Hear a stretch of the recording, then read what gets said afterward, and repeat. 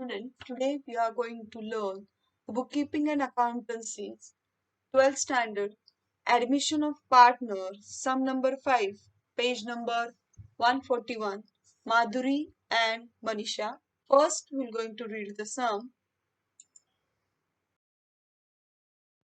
Following is the balance sheet of Madhuri and Manisha sharing profit and losses in the ratio 3:2 as on 31st March 2019.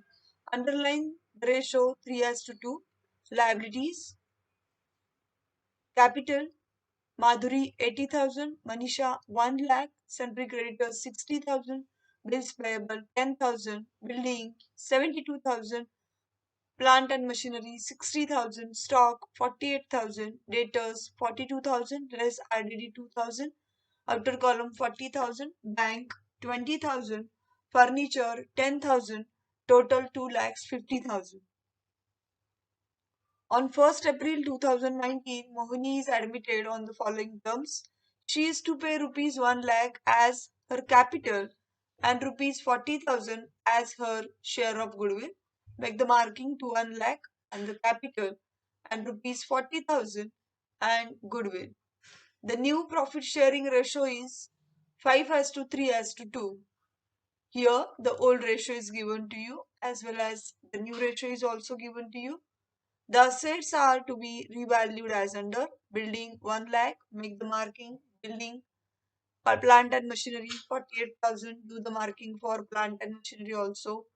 Then next adjustment, RDD to be increased up to rupees 4,000, do the marking to the debtors. The old partners decided to retain half of the amount of the goodwill in the business. Sundry creditors should be revalued at rupees 66,000. Do the marking to the sundry creditors also. Give revaluation account, capital account and the balance sheet of new firm.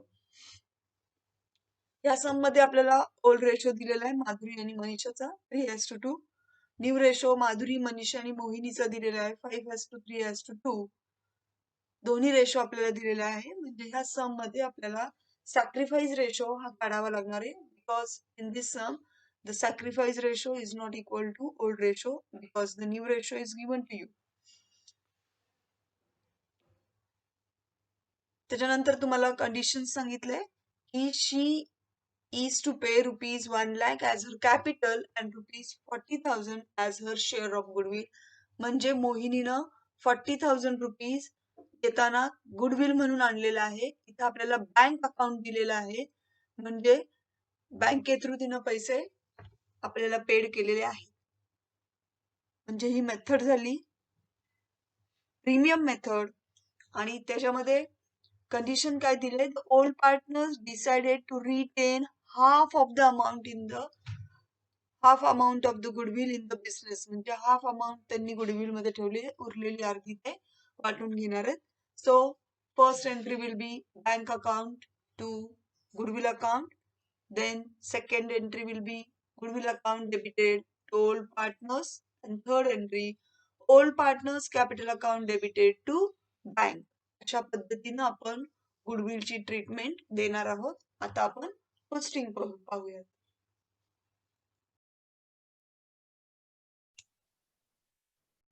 In this sum, they ask us to prepare revaluation account, capital account, and the balance sheet of new firm. So now we're going to transfer each and every element from the balance sheet of 2019 to balance sheet as on 31st March 2000, 1st April 2019. म्हणजे old balance sheet वरून आपल्याला 1st April 2019 चं balance sheet तयार करायचंय.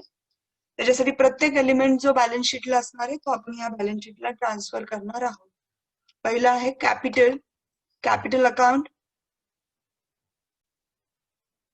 Capital अकाउंटच्या क्रेडिटला आम्ही transfer करणार आहे balances Manisha आणि माधुरीचे.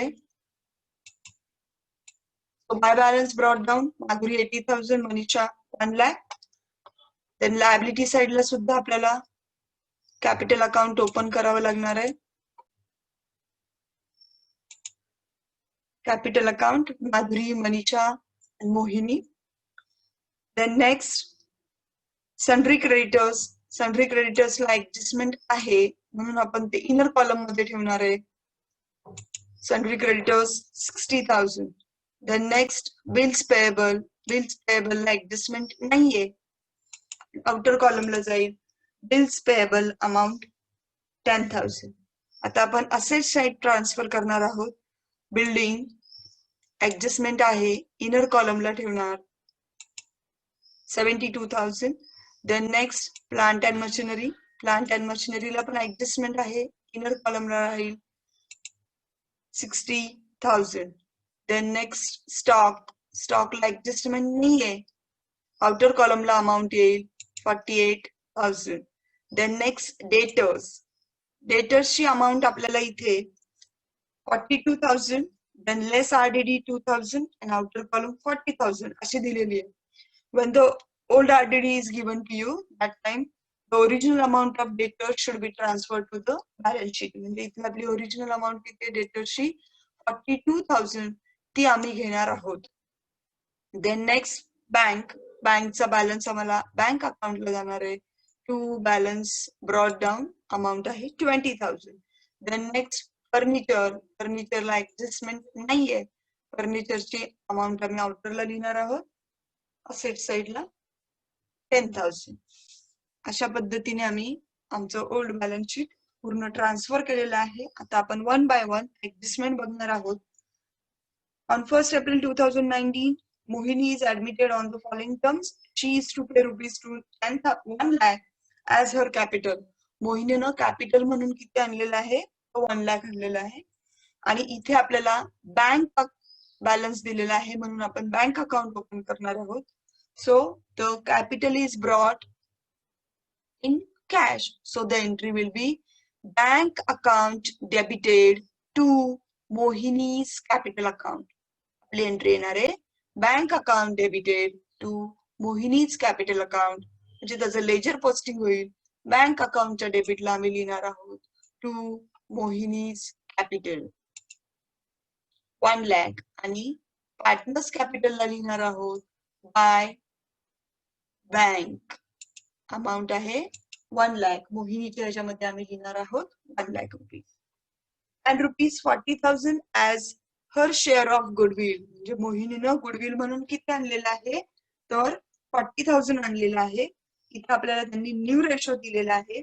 तसंच आपली एक ऍडजस्टमेंट त्यांनी सांगितलेली आहे. आपली 5th one, the old partners decided to retain half of the amount of goodwill in the business. म्हणजे फक्त हाफ अमाउंट गुडविल ची बिझनेस मध्ये ठेवायची आहे. The remaining amount will be distributed among the partners. म्हणजे as the goodwill is brought in the form of cash, this is the premium method.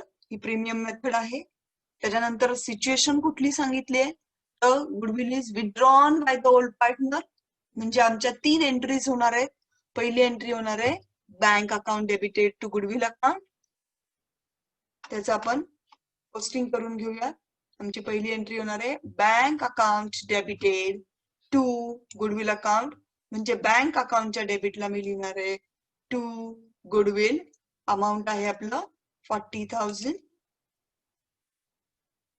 त्याच्यानंतर दुसरी entry होणार आहे आमची goodwill account debited to old partners.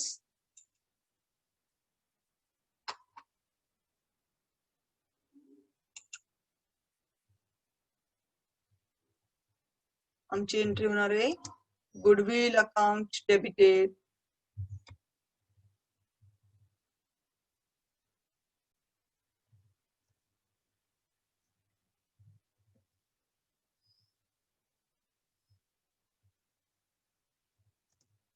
To Madhuri to Manisha.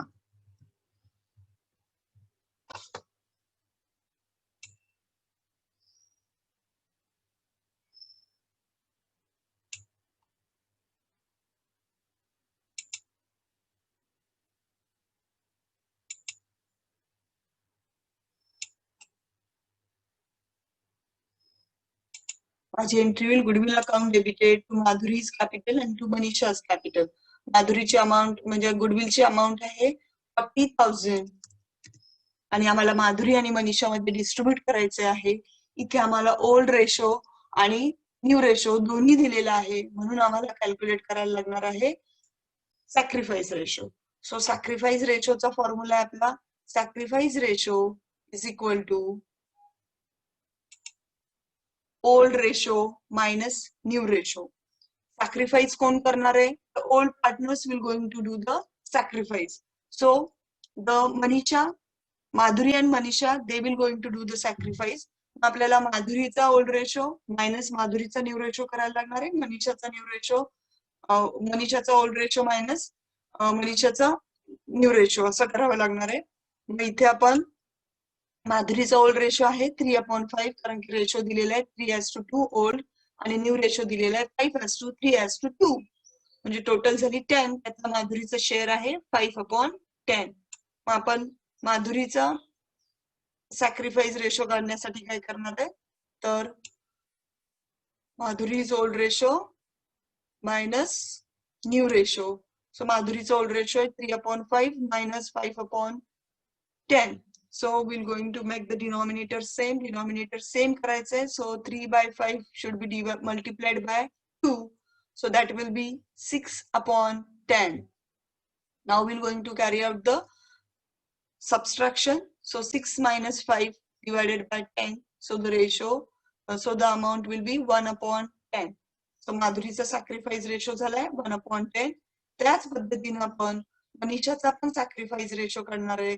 मनीषाचा old ratio आहे 2/5 आणि new ratio आहे 3/10.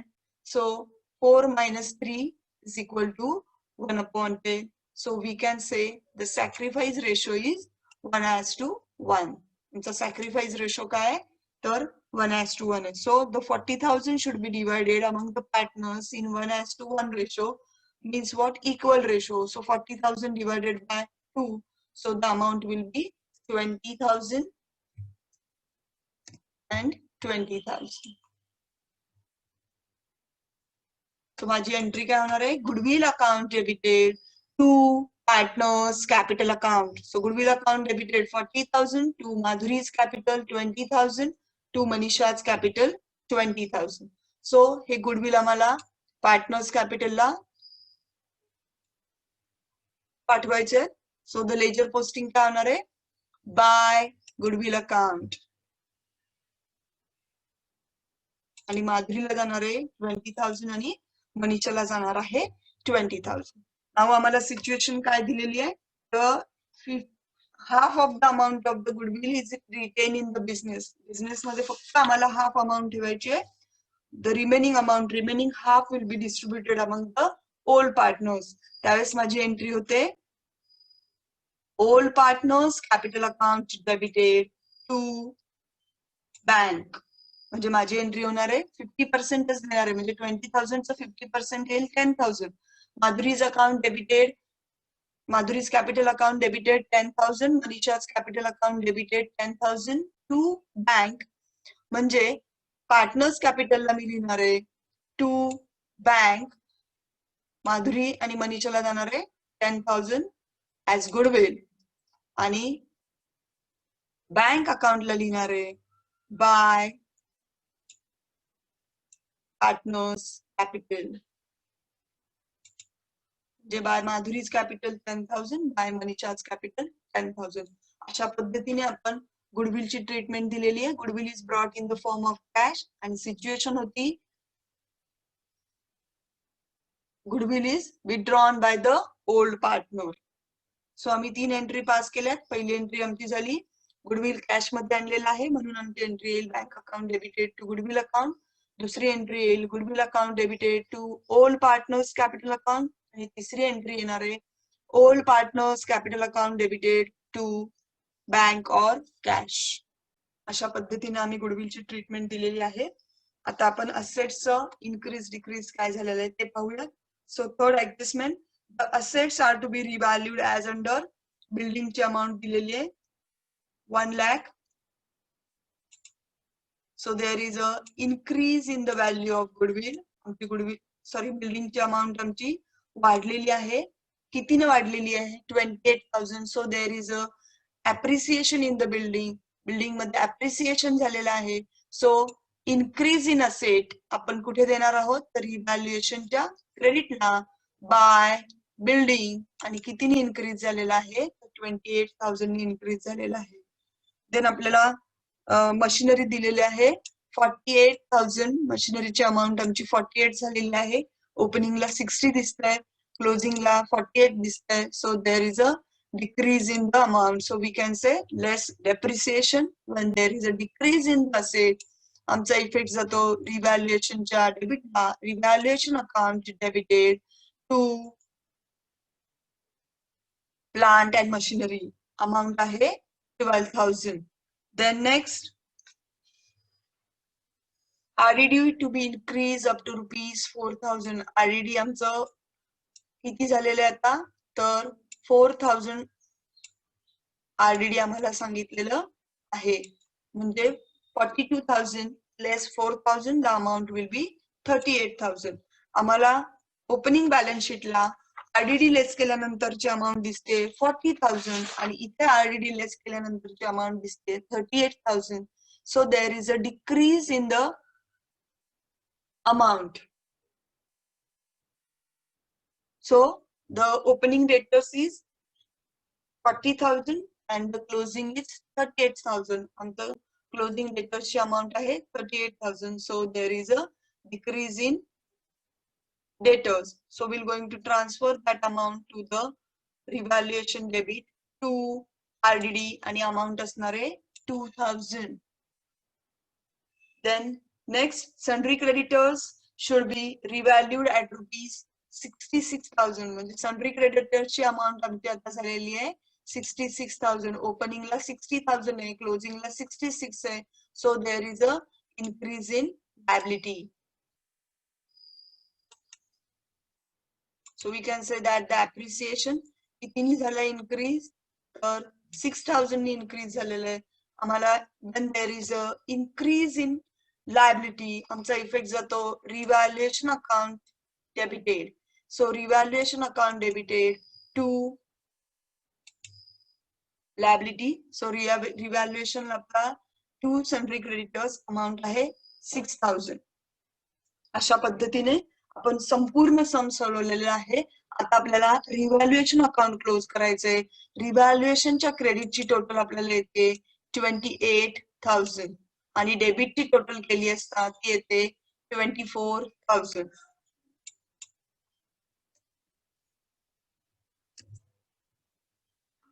रिव्हॅल्युएशनची total येते 24, डेबिटची टोटल येते 24,000. सो आमचा बॅलन्स जो जाणार आहे तो कुठे जाणार आहे,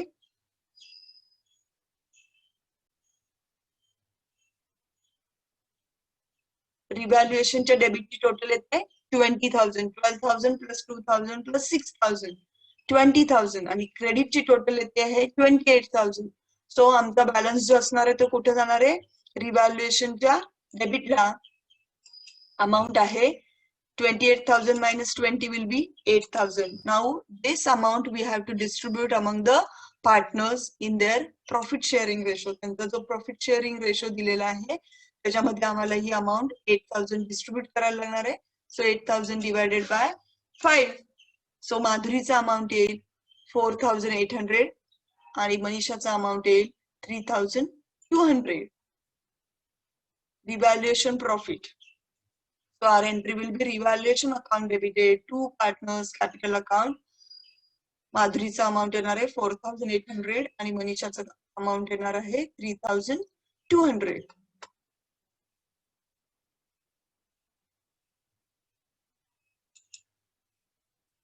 सो आम्हाला तो प्रॉफिट आहे तो आम्हाला पार्टनर्स कॅपिटलला ट्रान्सफर करायचा आहे.